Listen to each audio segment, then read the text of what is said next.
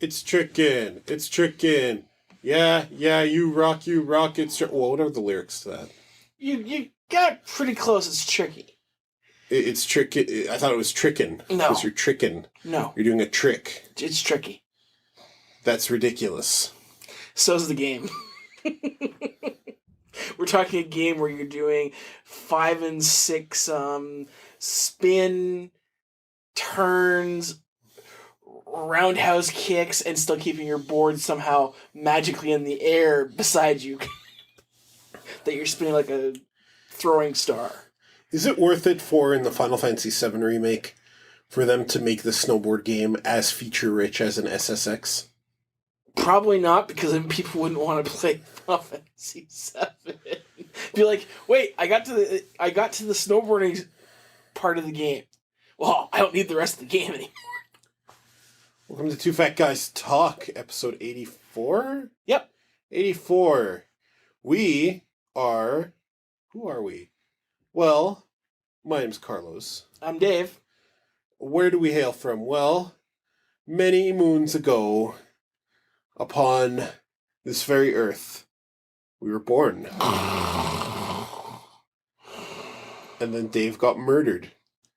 Super hard.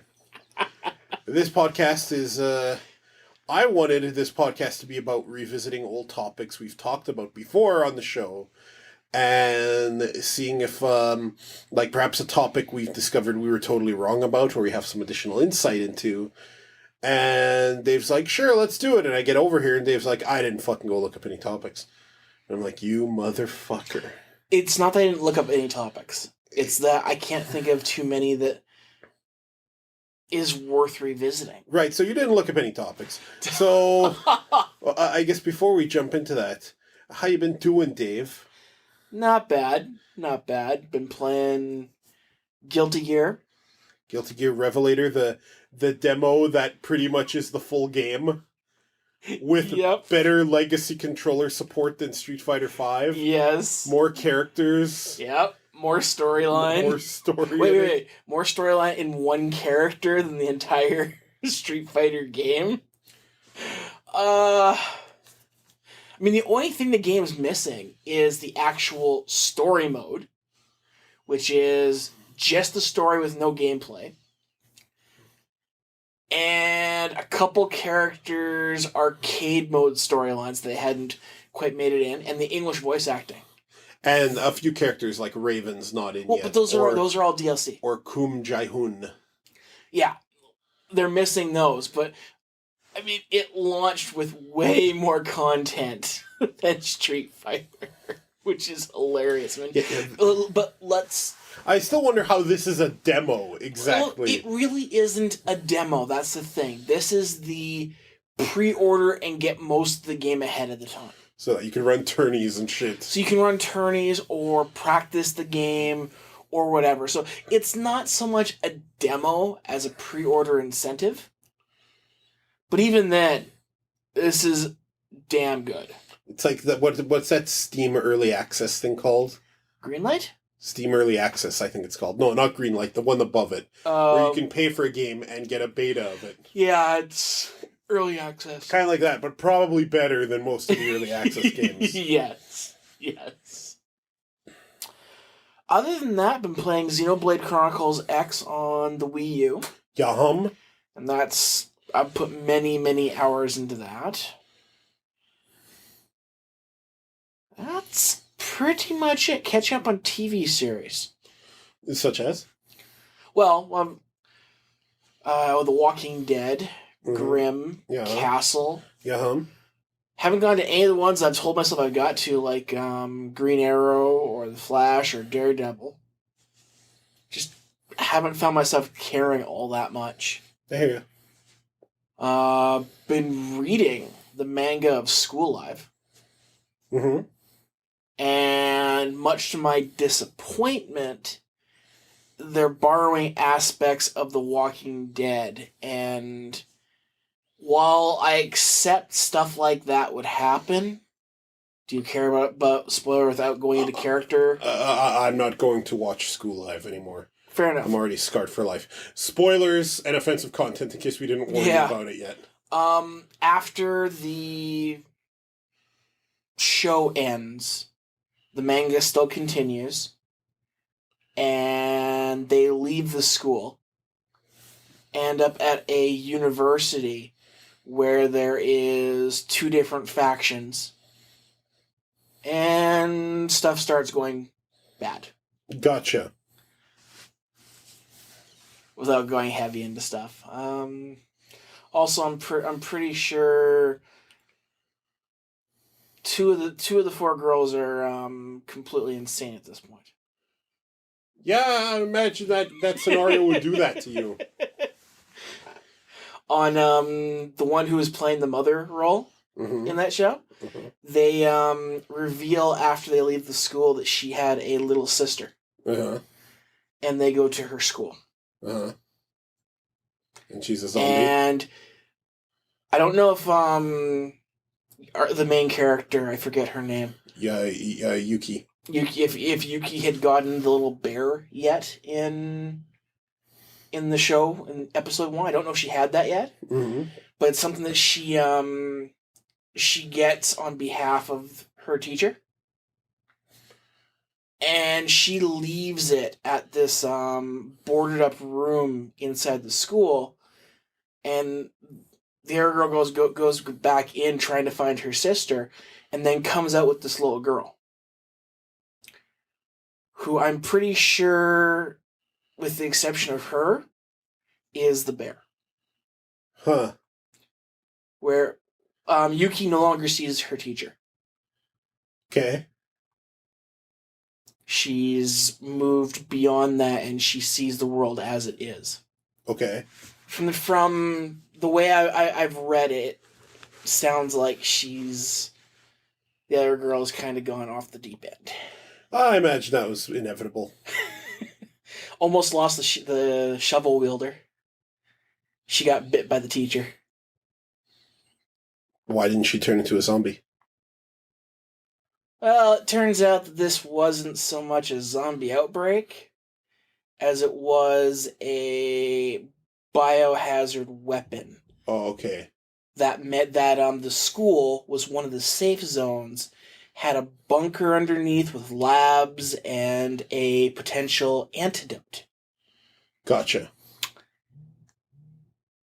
So, and then this university also is one of the designated safe zones with their own supplies, and they're developing a very good storyline, but unfortunately, when you're dealing with nothing but kids pretty much, you start to run into all kinds of misunderstandings leading to people trying to kill other people. I imagine that happens, kids or not, in this kind of fiction. But yeah, no. So that's what that was going with, and that manga kind of, I'm up to date with it. It's kind of like, I don't know if I want to read anymore. Zombies. How about you? What have I been up to? I've been playing a lot of Hearthstone. I've been doing a lot of writing, getting novels written, going through boning up on eBook publishing and whatnot. More news soon. Been playing some Enter the Gungeon and Mushihime-sama. We played both of those today, and they're both awesome. I've been playing a bunch of old games, just old console games, because they are infinitely superior to the direct that's out today. Trying to complete Battletoads again, because I did it once when I was a kid, but now I'm doubting my memory and wondering if I did. And you hate yourself, obviously. Clearly. Clearly I do. And that's what I've been up to. I have not been reading horrible zombie mangas and making myself very sad for no reason. Though I have been keeping up with Akatsuki no Yona. I kind of let Seraph of the End, the manga, drop off a bit. But I'll pick that up again. Its Bleach elements clash with its elements that are actually good. Although the elements that are actually good tend to win out. It's still a little frustrating to see the Bleach elements in there at all. One thing that I wanted to talk about in this podcast was old topics that you've had changes of heart on or have new opinions about. And something I mentioned kind of leads right into this. Do you remember way back in episode that where we were talking about I pulled a U. What episode, Carlos? I pulled a U. I'll No. What episode? Episode. I'll splice it in later. And I recall we were talking about print books versus ebooks, and you were adamant that an ebook should not cost anywhere near as much as the print copy, and I was arguing for the price being similar, if not the same, because it's the story you're paying for, not the paper and production and all that. And I just now noticed... I believe the world pretty much agreed that you were an idiot. And yeah, now that I've done a lot of boning up about it and I want to enter this market, oh my god, was I fucking wrong. No, ebooks should not be costing $14.99. However, I get why a bunch of them do, because you got publishers who still want their cut and they want to make up for the losses of printing books, which is... it's not dying anytime soon, but it's definitely not how books are mainly distributed these days. Actually, as a counterpoint to that, ebook sales and ebook usage is actually down. That's not what I've read. Ebook usage, from what I've seen, has been nothing but increasing since it got introduced. Ebook reader sales are down almost 30%. Well, that's because you could just get the apps for your phone or any tablet. And sales of actual ebooks, I'm not talking, torrenting, is actually down. I have no reader device. I use the Kindle app and the Google Books app on my phone, and I have the Kindle Cloud Reader and just go to Google Play on my on Chrome on my laptop. That's how I read all my books. I actually find I don't like reading books on my laptop or on my desktop. I actually find it better to read it on my device. That's fine. On a desktop, I wouldn't really do it. A laptop is fine for me just because it's portable enough. I have no issue reading on my Kindle app on my phone, and I've never desired a tablet. I know a friend of the show, Kiki, has a Kindle, and she is totally for it. She loves reading books on this thing. I bought a used Kindle, an old version that still actually had buttons on it. Yep. And I upgraded last Christmas to a Kindle White, and yeah, it's so much better. But regardless, that's probably why ebooks reader sales are down, because you don't need a dedicated reader to enjoy these and access the marketplaces. I also think it's because a lot of the ebook readers themselves, if you want just an ebook reader, it's getting harder to find just an ebook reader. And if you can find them, they're expensive. Like the Paperwhite is a great ebook reader, $139 Canadian. So $45 American. Yeah, something like that. But they're getting greedy again. Like Amazon's newest Kindle is like $300, and all the upgrade, quote unquote, is they've gone back to having physical buttons for turning the pages. Actually, I saw a model of a new Kindle that's like, it's asymmetrical, so one side is bulkier, so you can hold it with one hand. Yes, that's it. Over. Okay. Yeah, I've never desired an e-reading device because the apps and the web clients do enough for me. Like, I read tons of books on this Nexus 5. Like, tons and tons of books. This is my main reading device right here. Speaking of which, would you like an old version? Of a Kindle? Yeah. Nah, because for testing books, for testing for my beta readers, I've developed the necessary file types to be read on their things. Okay. So Kiki's Kindle reads my book. It's kind of weird and surreal to see a novel I've written, even in this beta phase, appear on a dedicated reading device. It kind of gives me hope that this weird scheme I have will actually bear fruit. The scheme of taking all my old spec scripts and outlines and just making novels of them, because I know how to write.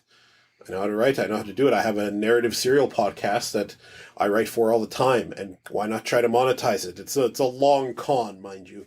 But reading all about it and studying all about it. And shout outs to Chris Weston, who gave me tons of info because he sells, he's a published author, a self-published author. Yeah. And quick shout out to his Dragon's Tear and Wild Star series. You can go to Amazon and read those. I'll put links up. He gave me so much information and recommended so many books and on self-publishing and ebooks. And I'm like, man, I was off my rocker saying ebooks should cost as much as print ones. Mm-hmm. Off my fucking rocker. However, it's important to note that if you self-publish within a certain price point on Amazon, you can see up to 70% of every sale, as opposed to... And that's still disgusting that Amazon takes 30%. No, I don't think so. They're handling the overhead. They're giving you unlimited shelf space on a worldwide market. If anything, it's a steal. Although it's only 75% if you price a book between $2.99 and $7 or $8.99. There's a high limit. Otherwise, it's 35%. See, I still don't like that because knowing as I do the actual bandwidth and cost of the web space.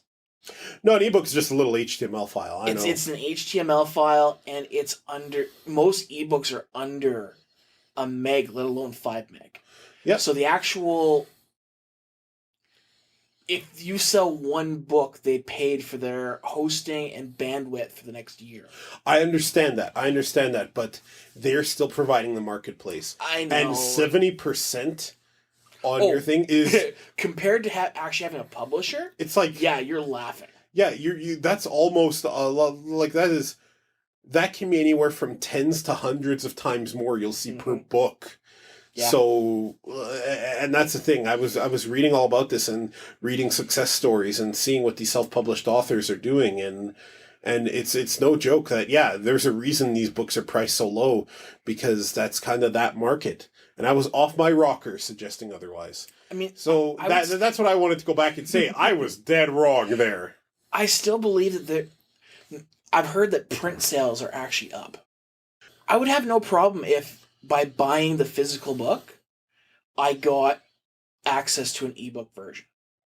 That is where it should be. Sure. But, yeah, no. If I find success in my scheme, and it's not really a scheme, it's a venture. I'm gonna actually find a way to break into storytelling and sell my stuff, which is what I wanted to do with screenwriting in the first place, and with this podcast, Orbis Ethereum. If I am successful, I'll consider print versions of stuff if there's enough demand for it. I was just kind of wondering, we live in 2016. Is there no way we can just tell Amazon to print a book and bind it? But I don't think they have print services quite like that. Okay, fair enough. The other thing I wanted to talk about, the other old topic I wanted to revisit, was Slender. We made an entire podcast about how Slender is fucking garbage. And now that I've had time to think about it, Slender remains fucking garbage. We were not wrong on that topic. I don't understand how anyone thinks these games are good. I don't understand how anyone thinks these games are even bad, let alone good. But I will play a bad game over Slender, because a bad game might still be enjoyable. Slender is garbage. And there are tons of people who love this shit. Fucking Alex Hirsch loves Slender. And if I had read that before we started watching Gravity Falls, I'm not sure I would have recommended the series. Because I would have been like, oh, really? Someone who likes that can't fucking can't fucking write a good story. Obviously, I'm wrong. But, no, Slender remains trash, and why the fuck do people like this garbage fucking game and the garbage fucking mythos surrounding it? Oh, he's skinny and he makes your screen staticky. There is more content and merit in a single Five Nights at Freddy's game than everything with Slender in it. And I don't even care to play a Five Nights at Freddy's game. There is at least content and real compelling mythos and actual effort in these 5 games than there would be in 100 Slender games.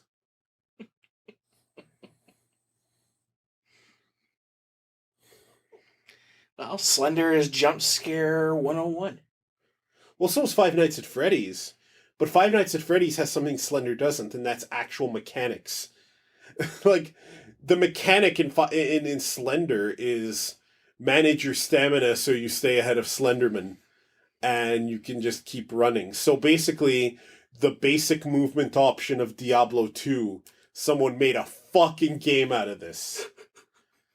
The term walking simulator people use to decry, to kind of use as a derogatory term for story-based games. Yeah, Slender is a walking simulator. Any of those story-based games are probably leagues and miles above Slender in terms of narrative.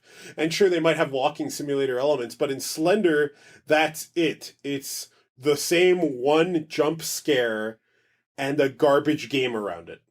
Only thing they need to add is him jumping through a window. And you'd have the whole jump scare system. There's no window jumping in Five Nights at Freddy's now that I think about it. Sometimes to get to sleep at night, I'll watch all the compilations of jump scares for Five Nights at Freddy's, which you think is strange. That should keep me awake. But no, like, the jolt I get from that tires me out, and I go and sleep soundly, and I have no nightmares whatsoever.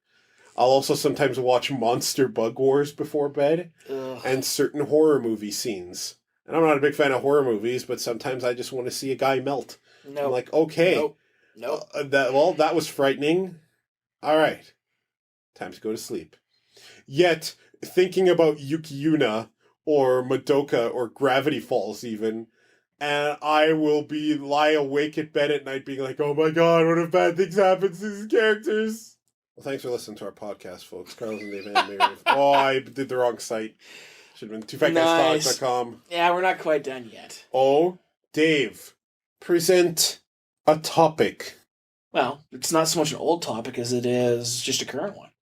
The amount of... So hang on, you're saying this topic that is not an old topic is a current topic? No, actually it's a future topic. No, you said current. Wow, I was trying to mock you. And somehow you're even more mockable now. Anyway, just how awesome it is that Steam is getting all these games from like PSP, Vita, and 3DS that were exclusive. You're only saying that because we saw Code of Princess by fluke earlier. Well, no, it's not just that. I've been seeing a number of them. I mean, look at Final Fantasy IX finally coming to PC for the first time. So people can finally enjoy... I was going to shit on FF9, but it's really not fair. No, it's actually a good game. It's not bad. It's got good stuff about it. It's better than 8. It has the worst card game. Tetramaster is garbage compared to the majesty of Triple Triad. No, Triple Triad isn't good enough to whip my ass. Hang on, let me find the Triple Triad theme for play. I will.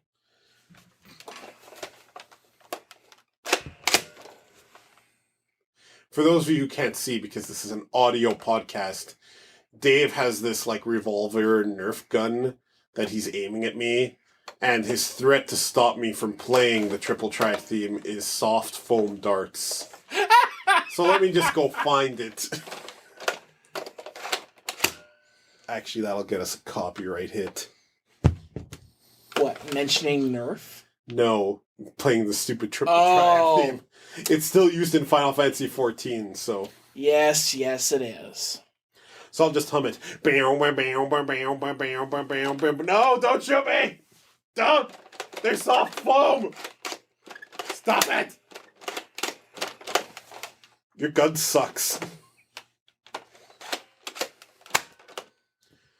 Wow, that hit me right in the penis and I felt nothing. Oh, that was a good shot.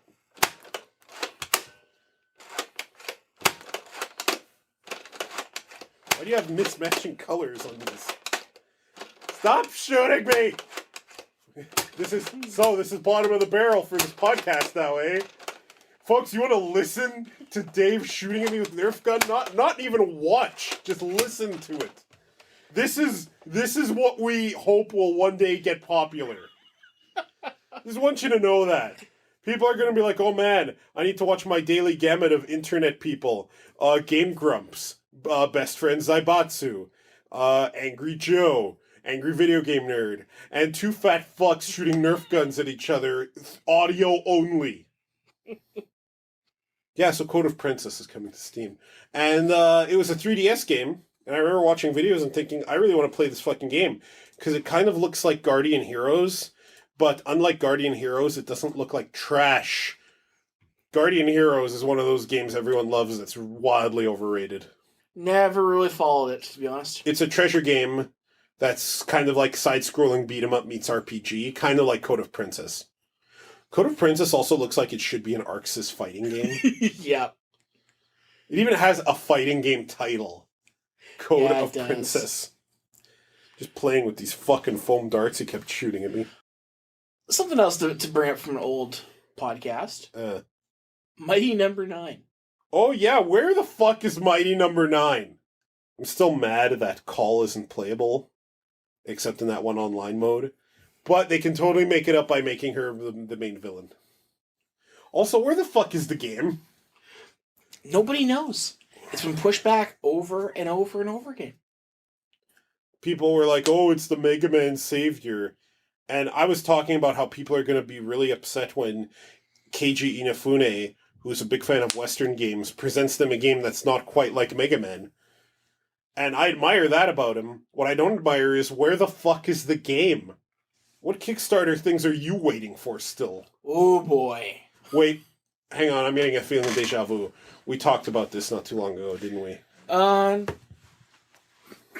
And by not long ago, that could have been a while ago. Wow, you're bad at this. We only do this once a month. If even. For those of you who can't see, I'm now softly tossing the foam darts back at Dave. This is what we want people to be entertained by. This is what we feel about our audience. I hope this hurts.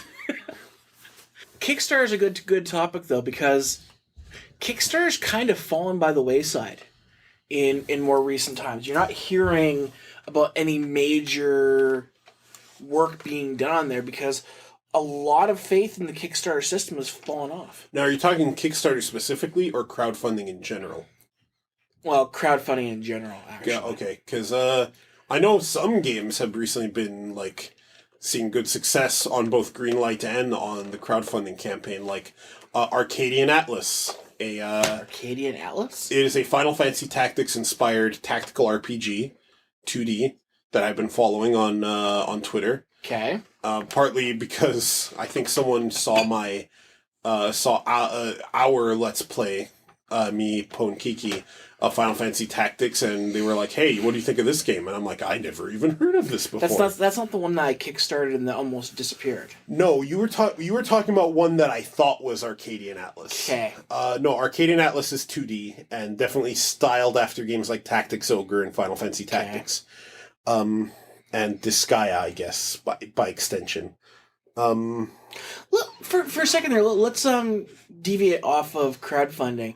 Let's talk Ogre Battle and Tactics Ogre. Okay, go on. Well, what do you want to know about Ogre Battle and Tactics Ogre? Well, not so much how different were those games from each other.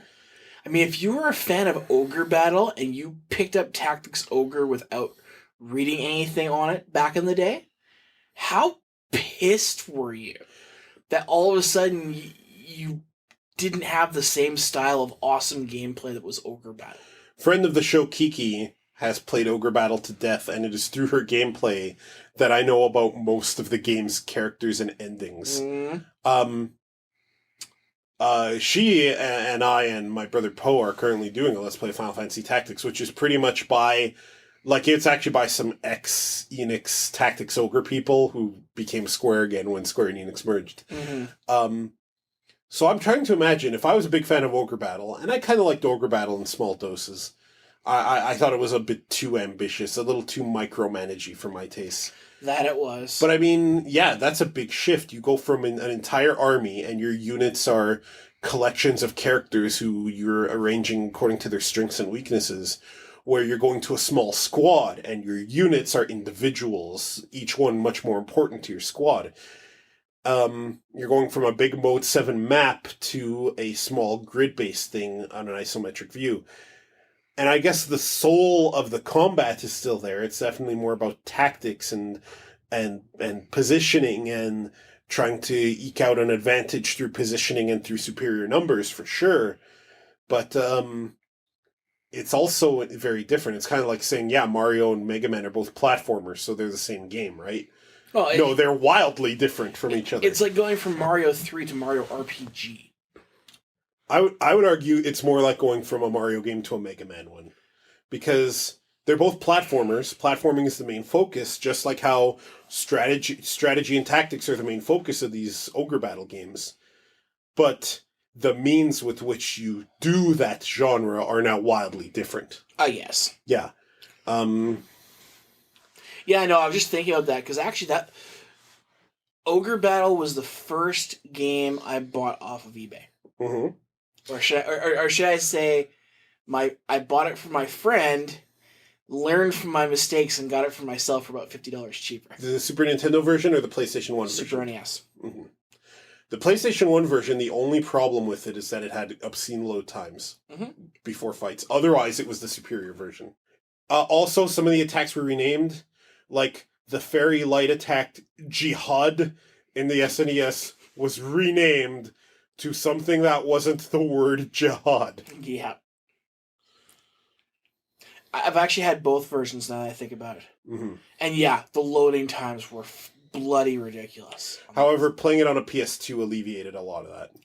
Because raw loading times playing a PlayStation 1 game on a PlayStation 2 were cut dramatically. Yeah. Another game that benefits from that, Castlevania Symphony of the Night. Yes. Funny enough, a game that didn't, or got worse when it was ported to a different console. Final Fantasy Tactics for the PSP. Yes. However, let's come back to that in a minute. Kickstarter, because we're crowdfunding, because we're kind of going off a tangent. Yeah, we do that sometimes. I mean, there are games that still find success, but I think, A, people are becoming a little wary of crowdfunding. B, sometimes law enforcement is getting involved, and I disagree with that for reasons I've already stated on this podcast. Long story short, crowdfunding is inherently a risk. You should not get your money back if you commit to a risk. Mm-hmm. You just shouldn't, because otherwise, what's the point? This tool that used to be relegated to only very rich people will be plucked from everyone, and that's bad. Okay, so what were that Final Fantasy Tactics, third tangent, what was the thing? No, well, Final Fantasy Tactics on PSP. Right. The PSP version is god-awful because, first of all, it got one of the best translations I've ever seen, compared to the PlayStation 1, which had one of the worst translations. It had voice acting that was some of the best voice acting I've ever heard. But the spell effects and the optimization were just so poor that the game ran way worse than the PlayStation 1 original. Even for somebody like myself, I had two PSPs. I had one that was actually hacked, and I had my legitimate one. Your legit PSP. And even running it off of the memory card, which was faster than doing it off of the mini disc thing they had, UMDs, and overclocking the PSP. To almost 1.75 to 2 times its power. Couldn't fix that. Nope. There are some people who have made ROM hacks of that UMD that have fixed it. But, more importantly, later versions of War of the Lions, most notably for iOS and Android, and no doubt an upcoming Steam version, that's just how Square works these days, those all do not have the same problem. Yeah, like the way they launched... And they have the extras. The way they launched it was just so poor. No, it was bad. It was bad. And that version should have been the definitive version. And what got me with that conversion was, here you have Final Fantasy Tactics, an older game that have okay spell effects. I mean, some of them were really cool. The spell effects were really good in Tactics, actually. And then I could load the exact... different game that did the spell effects even more over the top, Disgaea, who has the same kind of combat system. Like, a mid-level spell might involve jumping up and shooting the sun at someone while dancing on their corpse. And here, Disgaea runs perfectly on the PSP. It's like... Or the DS. There was a DS Disgaea that still had better effects that running smoothly. Yeah, I had both games on my PSP, and it's like, okay, I deleted and sold my copy of War of the Lions, because Disgaea, while it was way more grindy, ran right. Yeah, Square is so lazy with ports. I've already talked about the Final Fantasy 16 port. And yet, this brings me back to Final Fantasy 9. Mm-hmm. You recently played Final Fantasy 6, and you had all kinds of bugs The and Steam issues. port is garbage. It was garbage. Garbage. Final Fantasy 9 that never made it to PC has a great port. Apparently so. I have not tried it because FF9 is a game that I'm okay having played once of and never again. I will probably end up getting it on some sort of Steam sale because I wouldn't mind going back to it. But what I find so jarring, and we talked about this earlier, not on the podcast obviously, that back in the day, 8, and to a lesser extent 7, actually did look better than 9. On PC. And on PlayStation 1 too. Well, no, we're talking PlayStation 1 because 9 never made it to... 9 had better polygon counts. Probably lower frame rate. More color depth. But it was weird and jerky in weird ways that made it look like FF8. If you compare FF8 to FF9 side to side on a PlayStation 1, FF8 kind of looks like it's running better. 9 kind of almost seems like it's chugging, like the background engine isn't working right. Like the PlayStation 1 couldn't handle it. Like, yeah, kind of. They had pushed all they could out of the PlayStation 1. Mm-hmm. Maybe it should have been an early PlayStation 2 title. I see why they did it, though, because people had expressed that Final Fantasy was getting away from its roots, so Square's like, oh, you want roots? Yeah. Here's some fucking roots. 9 was classic Final Fantasy to the core. Except it wasn't.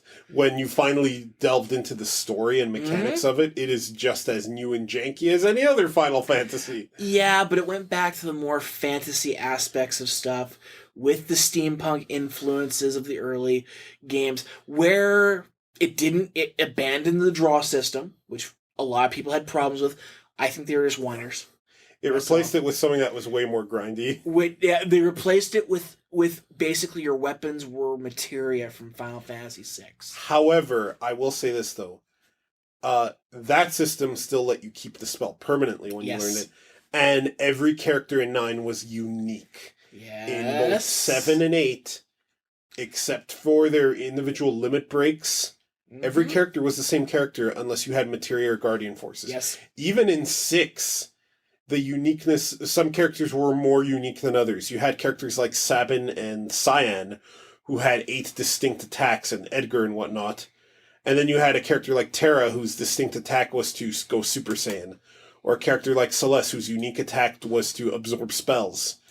And really, those two should have had more broad skills, because they were knights. They were magic knights in service to the Empire at one point. Shouldn't they have sword abilities? But yeah. 9 had... like Vivi and Zidane and Steiner and all them were distinct. Yes. They all felt different and had different niches and roles. And I think after... was it Renoa? Rena? Who was the chick from 8? There's more than one. There were actually 3. The main chick. Actually, half the playable cast in 8 was women, yeah. Which is pretty progressive for Final Fantasy. Not really. Well, okay. At that point, Are you talking about Squall's lover? Yes. That was Renoa. The most useless sack of crap fucking character. That's where Garnet was a much better character than she was. Garnet was pretty much kind of like, let's do Renoa a little better. But Garnet's... her whole backstory was kind of... it was almost malicious. Like she wanted her mother's love, but her mother was never going to give it to her, and then she kind of just became the designated, I need to find a way to make her fall in love with me object for Zidane, whose own story kind of floundered. 9 was definitely a love story, like 8 was. Probably a little more convincing than 8, because I still don't know what Squall and Renoa saw in each other. Hell, if they had just said it was just for sex, I would have respected that more. Be like, that Renoa hippie is a fucking hippie, and I hate her, but goddamn can she go in the sack. Holy shit. Yeah, it's not gonna not gonna happen. But and yet Tidus and Yuna are fucking in the fucking lake. Just fucking in the middle of the game, just like trying to figure out how to move Zidane over to Yuna's sphere grid, so I can get healing spells, and oh, why are they fucking all of a sudden? Anyway, 9 on PC actually looks really good. Mm-hmm. I'm surprised in how good it is. On the other hand, it's obviously not a direct port because the in-game rendering engine looks like they're using an emulator that does 1920 by 1200. Sure. And to be fair, why wouldn't they just do that? It's Square. No, I know. I'm saying they wouldn't make a new engine for it. They're just going to emulate what they have and dial up the settings. I'm surprised they bothered dialing up the settings. Me too. Because the 7 relaunch that they did a while back, the second PC port they didn't do that at all. 8's new one that they released didn't do that either. You have to do mods and everything else to bring it up to a, not even by today's standards, acceptable. I've tried to go back and play 7 and 8, and it's just, I can't do it. It just, oh god. It just doesn't look good anymore. I have different reasons why I don't want to play 7 and 8. However, while we're in this topic of Final Fantasy, God, I'm still looking forward to 15. I really want 15 to be good. Well, funny enough is I was not going to purchase either of the RPGs coming out from Square Enix. I was going to let my roommate do it. Mm-hmm. But the pre-order incentives for both basically have me sold. What's the incentive for 15? 15 is... 15? 15 has... a couple of it is skins, but there's a couple items that actually are useful throughout the entire game, from what I've heard. For a game that I know you don't want to play, Star Ocean. Gross. I want to pre-order it simply to be able to change and have access to the music from the other Star Oceans as well as Valkyrie Profile for the battle stuff. Oh, that's cool. Is there a pre-order bonus that makes the enemy characters shut the fuck up in the middle of a fight? I'm betting not. Like, it's worse than Blaze Blue in some Star Ocean fights, man. I'm not going to argue this because it's true. Let's not even talk about the Tri-Ace battle system. It's like, how can we make running up to an enemy and hitting a button to hit them the most complicated thing in the world?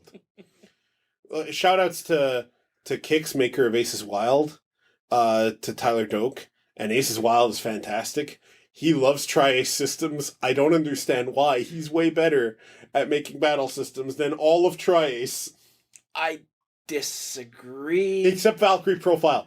Great combat system. I could not give two shits about the game, but that new one that Mike Z's doing, which is copying Valkyrie Profile, looks awesome. What the fuck was it called? Indivisible, yes. And yes, there is the demo on... We need more couch co-op, turn-based JRPGs. Final Fantasy VI on the SNES, you could do it. I don't actually agree. I think you could do it if you did it like Chrono Trigger, where each character's windows side by side, and you divvied it up between player 1 and 2, so that their windows don't interfere with each other. Because then you could have the active time battle, time bar thing going, and players don't interfere with one another.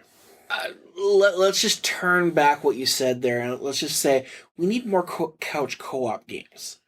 We found a couple ones today. I mean, Mushihime-sama and Gungeon. I mean, Enter the Gungeon is exactly what I want on my couch co-op. Mm-hmm. Turn it on, second player joins in. You're a little bit limited, but you're not limited much. Mm-hmm. And it's just go in and kick some ass. Sure. We have such a lack of couch co-op games these days. That's ridiculous. We need a Double Dragon Neon 2. I wish. With no grinding and the Battletoads and Marion. You know something? We don't even need the Battletoads. I'll accept Marion as playable. You know, I would even accept just a Double Dragon Neon 2. Even if it kept some of the grindy elements, fuck, I had fun with that game. Oh yeah, that game is monstrously flawed. But I can't think of a game that kind of annoyed me so much that I still had a grin ear to ear playing through with both you and with my brother Poe. But I've never played that game without someone else, and I don't want to. Because I would not have nearly as much fun with all the 80s references and all the banter between Billy and Jimmy. That's what made the game were the aesthetics. Yeah. There are games where you can play it solo, but why the fuck would you want to? Like, Double Dragon Neon 2 can correct a lot of that, because WayForward's competent enough to do this. Oh, are they ever? They can correct a lot of the problems. In addition, there's still a gold mine of 80s stuff to do. Yes. Not only in terms of song, but what if Skullmageddon returns with a character who's basically Destro? You know you want this. I just wanted Double Dragon Neon 2. And it's gotta be by WayForward. I want more playable characters. Billy and Jimmy are fine. Give me Marion. She's been playable in certain Double Dragons. No, it was 3 that gave us the... You can put some of the characters from 3 and give them kind of Double Dragon Neon makeovers. Yeah. I would love to see Chintai and Raizo in kind of the Double Dragon Neon mold. Yeah. I'm talking the NES version of Double Dragon 3, the superior version, not that garbage arcade game. Yeah, of course. Mm-hmm. I mean, 2 and 3 for the NES were fun games.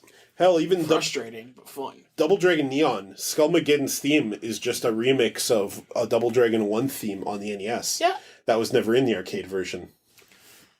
Because I think they recognized that the NES versions of these games were superior. They were. But I mean, yeah, why... It's nice to see that we're getting more couch co-op games. And they're great games. But it would be nice to see, you know, some AAA devs actually take a look at it and say, we need more fucking triple or couch co-op games. Other than Gears of War. Other than Gears of War and the next Halo. That's one thing that they've said is that, they made a mistake making 5 not have couch co-op. Are you fucking with me? It doesn't have it? Split screen? No. Yeah. 5 didn't... Biggest selling point of Halo was split screen PC style FPS on your console. I'm sure we talked about this at some point back when Halo came out. Yeah, they got rid of split screen co-op for Halo 5. Even 4 had that, and I hate 4. Actually, to quote you, you didn't hate 4.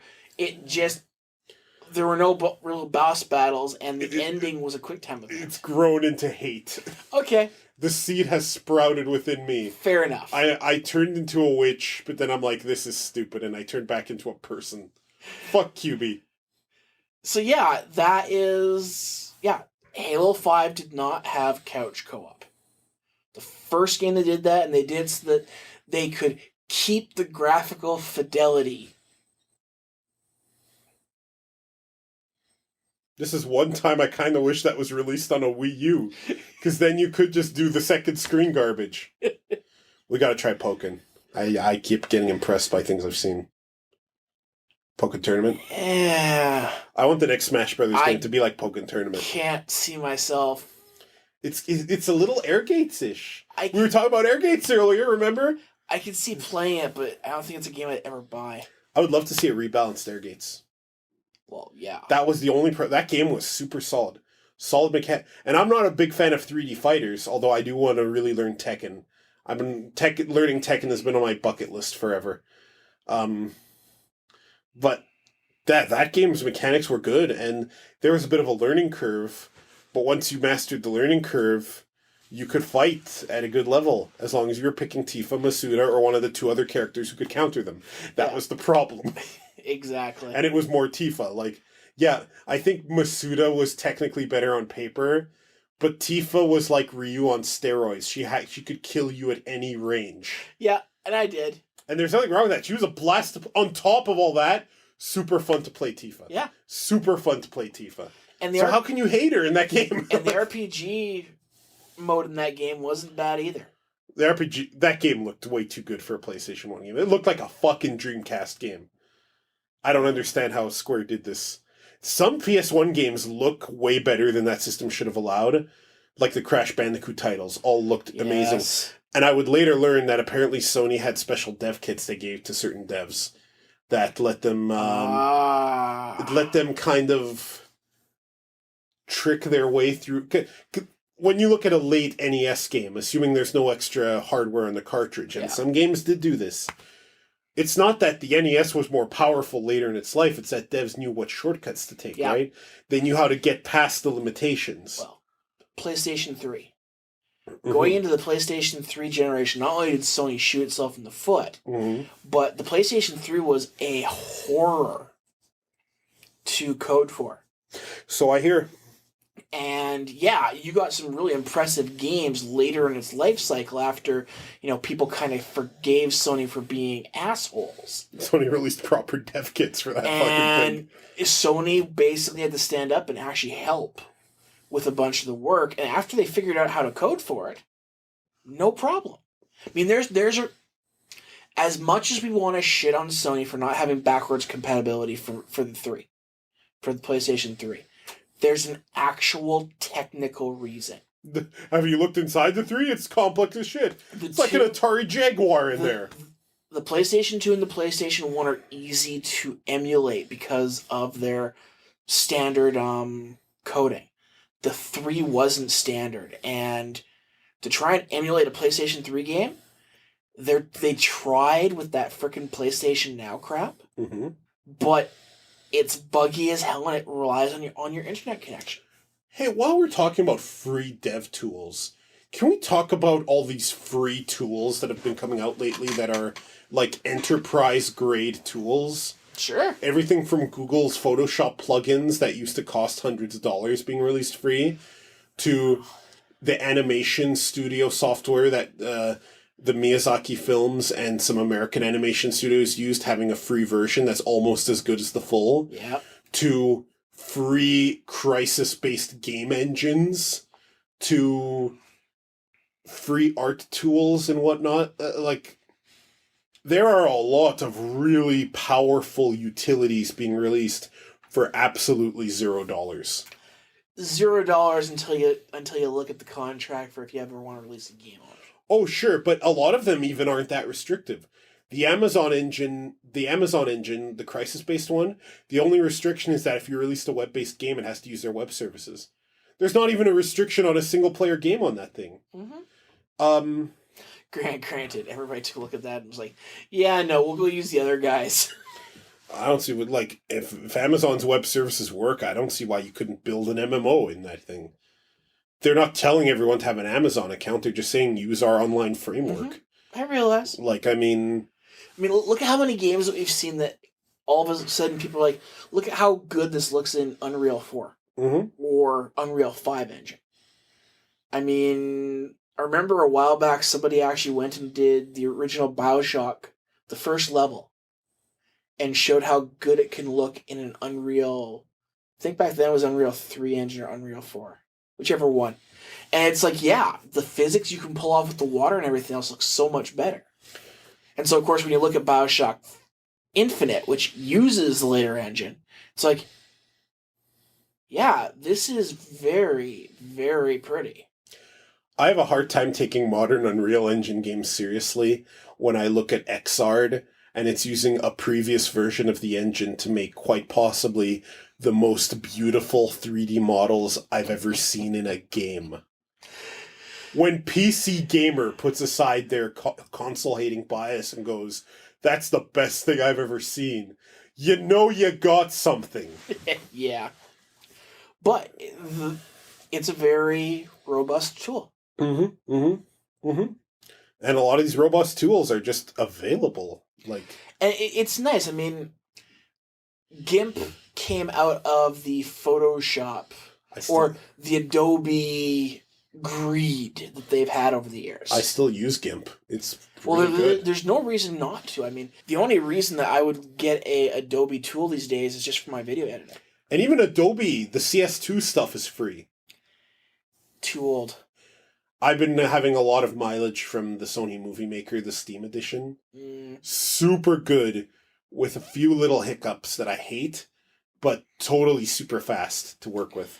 I mean, I would like to outright buy the Adobe video editor. What is it, Premiere?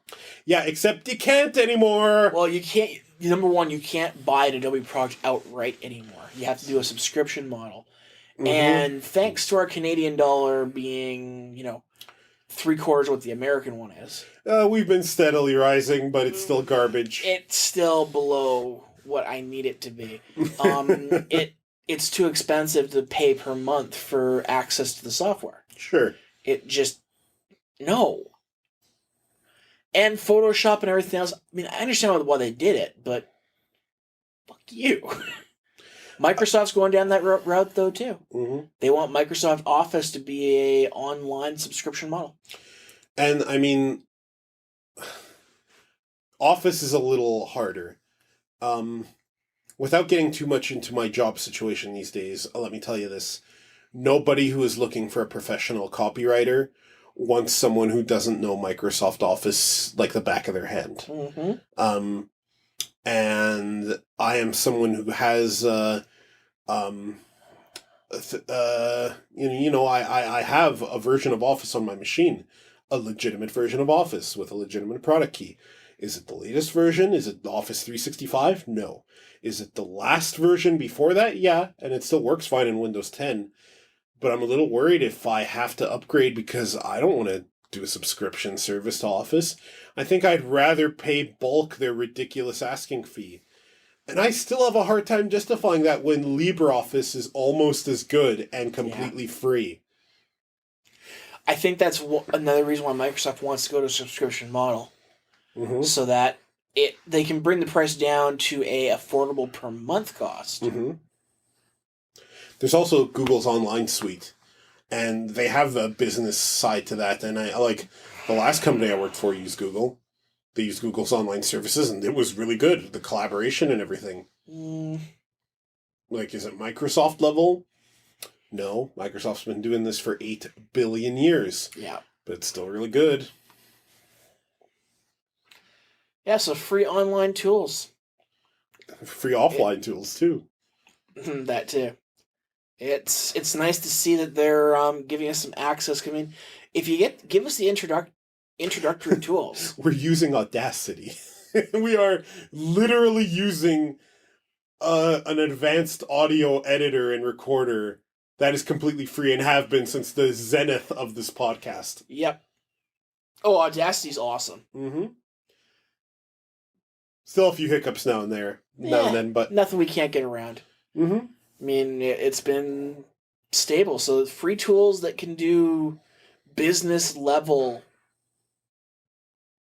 jobs is nice. Yeah. I've done business work with Audacity. I bet. Like actual, I got paid to do this stuff. Like, no doubt. It's a very robust tool. Dave, let's check the voicemail lines. Well, we have no voicemail this week. Folks, if you want to send this voicemail, go to twofatguystalk.com and click the send voicemail link. New feature, if you go there on your mobile device, you will now see that link. Cool. It will cover up some of the site, but maybe you shouldn't be looking at our site on a shitty mobile device. I'm just saying. Oh, so what you're saying is a mobile device is good enough to read a book on, but not to view our webpage. Yeah, that's exactly what I'm saying. Webpagist. What, you want to fight over it? We need more stuff on this podcast that is completely visual, but that nobody can see because it's an audio thing. Hate you.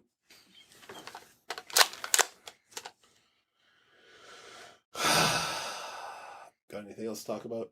Nope. Folks, twofatguystalk.com is your home on the web for us talking about whatever. You have topics to suggest to us, voicemails to leave us, go there. You can also find there, or via carlosanddaveanimerave.com, our other show, The Carlos and Dave Anime Rave. We review anime. Horrible, horrible anime.